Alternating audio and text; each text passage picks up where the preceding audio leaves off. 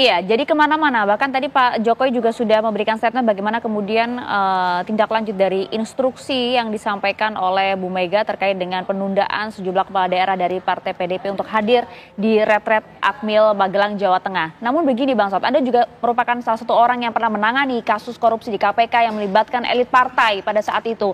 Apakah kemudian Anda bisa begitu yakin dari mengatakan ini jelas ada politisasi? Dari mana, Bang Saud? Ya, ketika itu undang-undang KPK masih independen aja, Pak Agus masih ngalamin kan. Ngalamin apa nih maksudnya?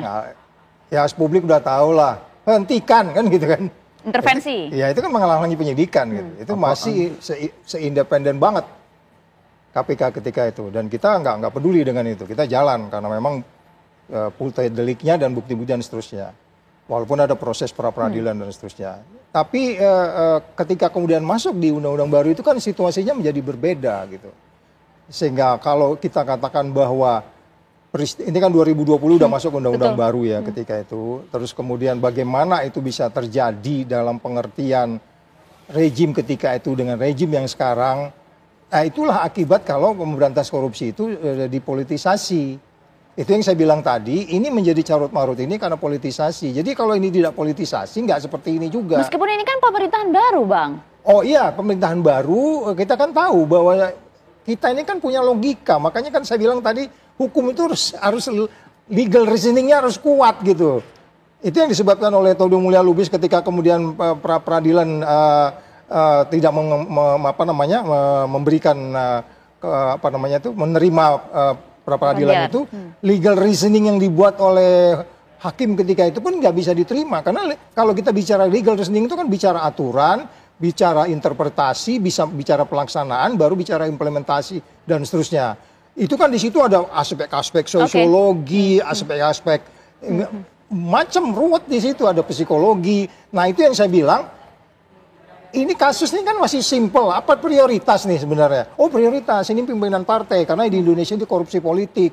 Iya, tapi kalau dari awal itu dilakukan sebagaimana kita lakukan, katakan kasus IKTP aja. Nggak akan seperti ini gitu loh. Nah sebenarnya kalau ketika kemudian ini sudah mulai karatan, Anda mau gosok-gosok lagi, ya menjadi patah gitu. Logikanya jadi begitu.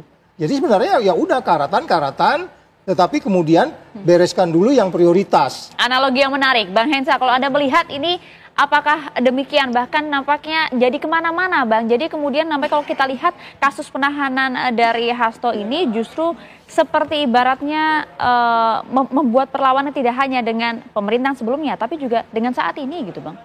Iya, makanya kuat dugaannya kan ini politis gitu ya. Karena akhirnya ada dampak-dampak yang politis di luar itu. Bahkan aksi-aksi teman-teman mahasiswa hashtag Indonesia Gelap aja itu kan dianggap ada yang menunggangi gitu. Padahal aslinya mereka memang menuntut keinginan mereka sendiri. Tentang ini misalnya, pelarangan kepala daerah PDI Perjuangan ikut retret. Itu kalau alasannya semuanya adalah demi rakyat, seperti tadi kata Pak Jokowi, itu masuk akal semua. Misalnya satu, tiba-tiba kepala daerah PDI Perjuangan mengatasnamakan rakyat pindah partai. Demi rakyat supaya bisa ikut retret. Sehingga mereka tidak terkena sanksi dari partai misalnya. Pemerintah juga bisa bilang begitu. Demi rakyat kalian harus datang. Gitu. PDI Perjuangan pun bisa bilang begitu. Demi warga PDI Perjuangan yang telah memilih Anda, yang notabene adalah rakyat, Anda harus ikut apa kata partai. Oke, tapi kalau melihat membaca situasi kebatinan dari seorang Megawati Soekarnoputri, menurut Anda apa yang kemudian terjadi hingga kemudian membuat Bu Mega begitu ya harus membuat instruksi sedemikian rupa, Bang Hensa? Nah itu kan makanya sebuah pernyataan kekecewaan terhadap kondisi hukum di Indonesia kan. Ya. Jadi kekecewaan itu kemudian ditumpahkan dengan apa yang dia bisa sebagai ketua umum partai. Yang dia bisa lakukan adalah memang mengontrol konstituennya sendiri. Mengontrol partainya sendiri. Apakah ini bentuk intervensi? Bukan, ini kan warga negara ini Megawati Soekarnoputri.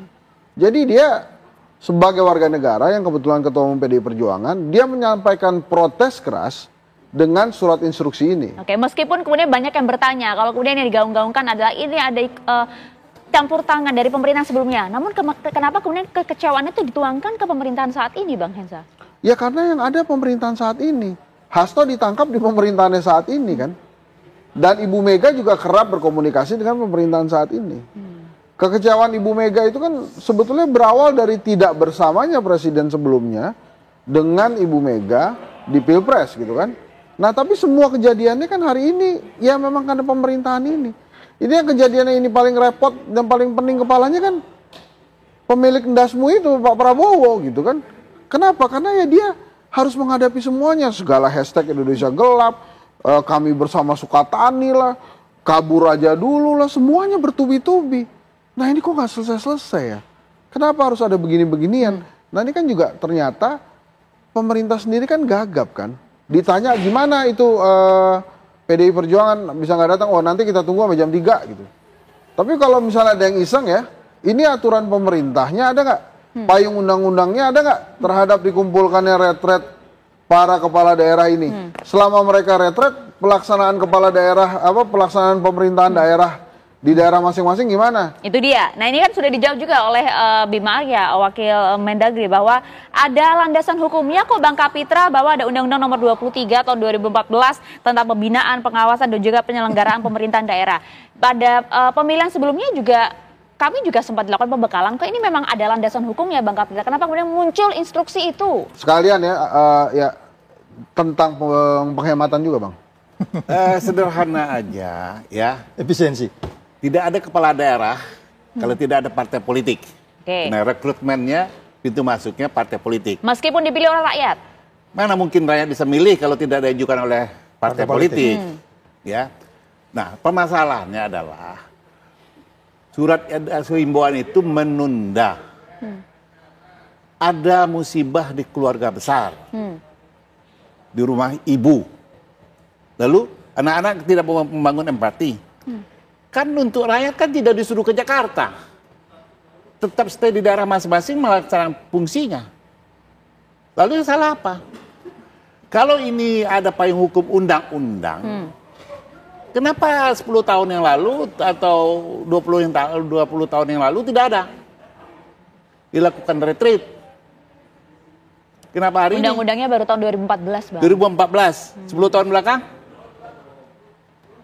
Ya, ini kan sifat undangan. Kita tidak negative thinking lah, ya. Bahwa pemerintah pusat punya kewenangan, iya. Tapi kewenangan itu harus dilandasan oleh umbrella of law. Kalau itu dituangkan dalam perpres, ya monggo aja, ya.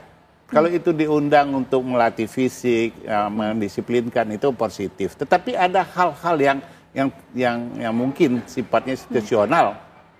Maka kan tidak menolak.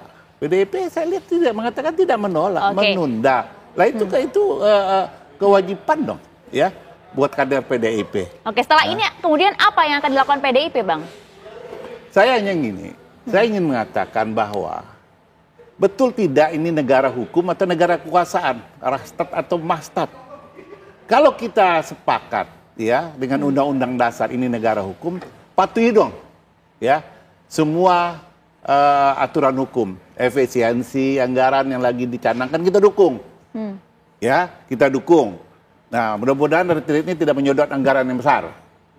Kedua, putusan Mahkamah Konstitusi itu menjadi hukum baru, respending, ya, dipatuhi juga oleh lembaga penegak hukum, bahwa Mahkamah Konstitusi mengatakan pansel yang dibentuk oleh Presiden Jokowi itu tidak sah. Artinya apa? Komisioner ini sah apa tidak? Itu satu. Lalu undang-undang KPK yang baru mengatakan bahwa komisioner tidak bisa menjadi penyidik dan penuntut. Kalau surat penahanan tertangan oleh komisioner, oleh ketua KPK, sah apa tidak? Menurut Anda penahanan Hasto tidak sah? Loh, undang-undangnya mengatakan, bukan menurut saya. Oke. Ya, undang-undangnya mengatakan demikian. Oke. Ya, sehingga kalau kita ingin bicara hukum, mari kita konsensus dan komitmen, kita tegakkan hukum. Kita lihat tadi Hasto siap menjalankan proses hukum ini. Ya. Maka saya sedih kenapa harus diborgol sih? Itu dia. Kami tahu juga bahwa PDIP juga siap melakukan perlawanan dalam hal ini. Kami bergeser dulu ke Bung Andi. Bung Andi, respon Anda, Bung. Ya.